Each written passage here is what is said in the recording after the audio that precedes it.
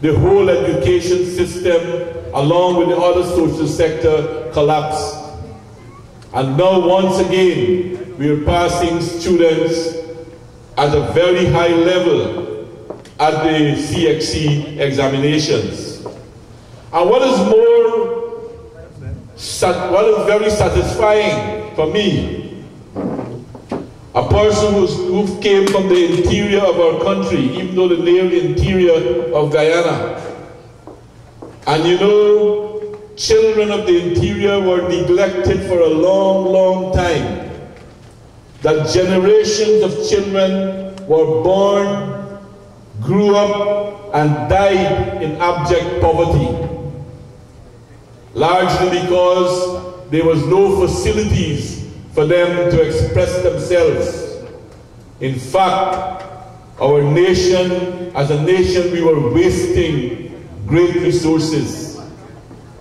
And therefore, it is of tremendous satisfaction now to know that we have established in every part of our country secondary education, and we are on the verge of having universal secondary education in our country. Our students are given free textbooks, free exercise books, free uniforms, and they are now able to develop themselves in a more full way. And I have only recently come from a place they call Ramotar in the upper Mazaruni River, very remote part of our country. And there, with great satisfaction, I participated in the graduation of the 8th batch of students who wrote, of 80 students who wrote and were successful, and more than 90% were successful in writing the CXC examination. This is extremely important because 8 years ago that school started with 50 students. Today it has 634 students and it's growing, and there's a great demand for expansion at this point in time. Since we've gotten in government, we built more than 1,000 schools throughout Guyana to educate our people.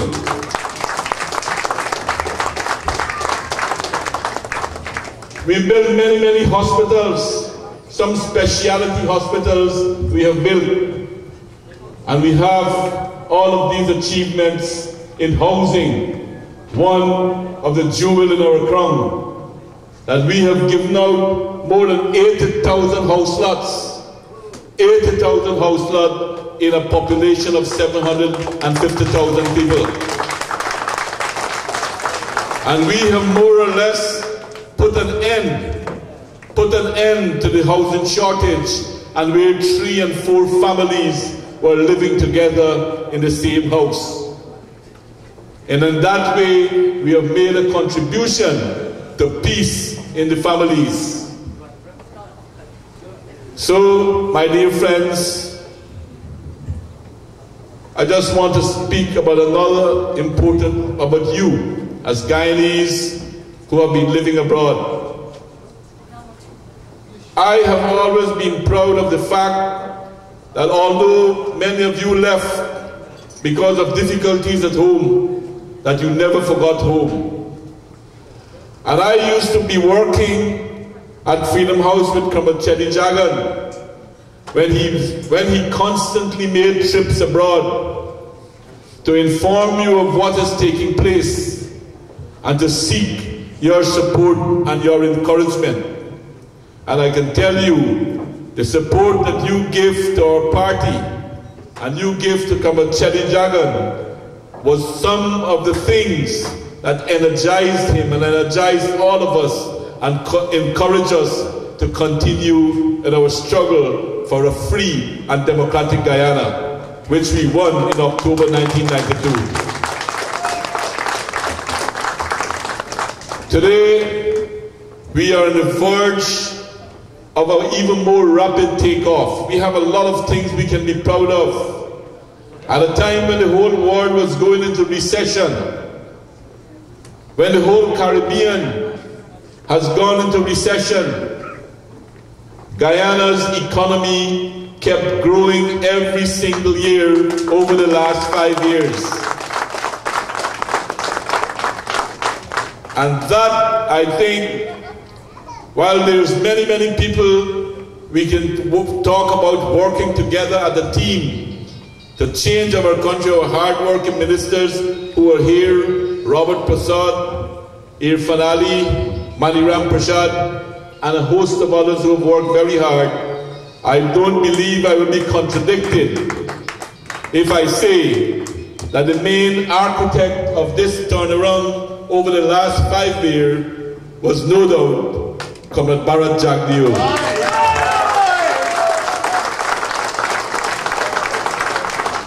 And we have now reached a stage in the development of our country where we can move forward now. We now have a platform. We have a background. We have the know-how now to move our country to another level. Not in incremental ways, but I believe that we have reached a point where we can go in much faster than ever before. Because now our people are more educated. We are working to ensure that every single person in Guyana, regardless of their economic circumstances, will have the opportunity to learn to operate some of the most modern tools in the world and to get themselves acquainted with information technology. And that is why the one laptop for family that we are pushing about, that we are going to give to the poorest families, 90,000 laptop computers in the next 2 years. And that will serve us extremely well to advance our country in the future. And some of the projects that we have, one of the big problems that has held us back over the years and is still holding us back today is the question of providing cheap energy for development. And as you know, Comrade Jagdeo has been on the world stage speaking about the need not only for Guyana, but for all countries in the world to adopt a low-carbon development strategy. And you know, right now in our country, the largest imports, the most money we spend in importing goods into our country goes to oil, fuel, for energy production. And now we have started to work on building a new hydropower project so that we can reduce our import of fuel for energy production by about 90%, if I'm right.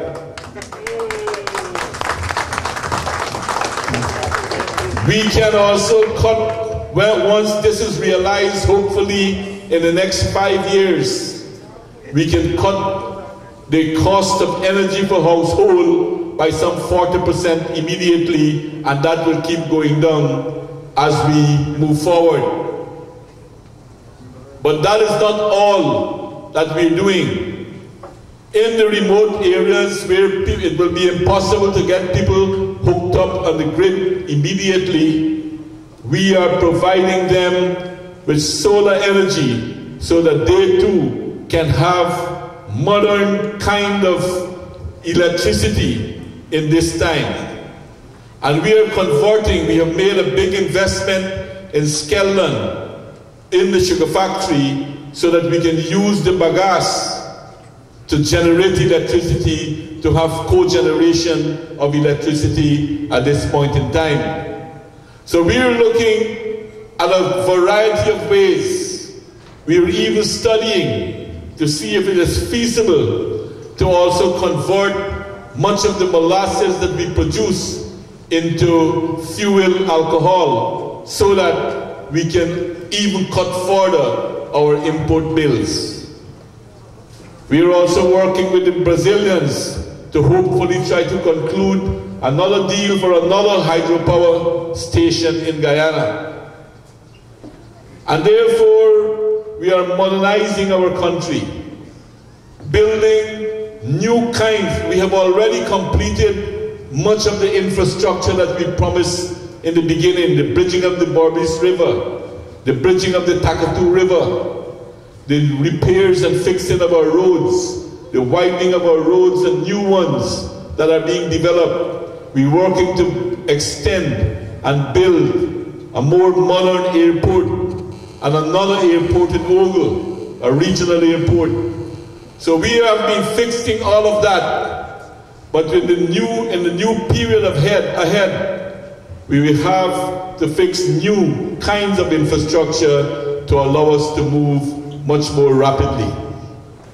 In this regard, we are looking to you, our Guyanese brothers and sisters in the diaspora, and their friends and well-wishers, to support us, to come and see what we're doing, and to see if some of the great successes that you have made can now come back to be that we have loaned you for so long abroad that we think it's time for you to come back and invest in Guyana.